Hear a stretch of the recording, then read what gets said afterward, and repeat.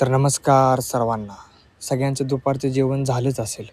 कुणी घरात जेवलं असेल, कुणी कॉलेजच्या कॅन्टीनमध्ये जेवलं असेल, कुणी कंपनीच्या कॅन्टीनमध्ये जेवलं असेल, कुणी हॉटेलमध्ये जेवलं असेल, बरोबर का? पण सगळ्यांनी जेवण केलं आहे दुपारचं. माझं कसं आहे, माझं फील्ड वर्क आहे.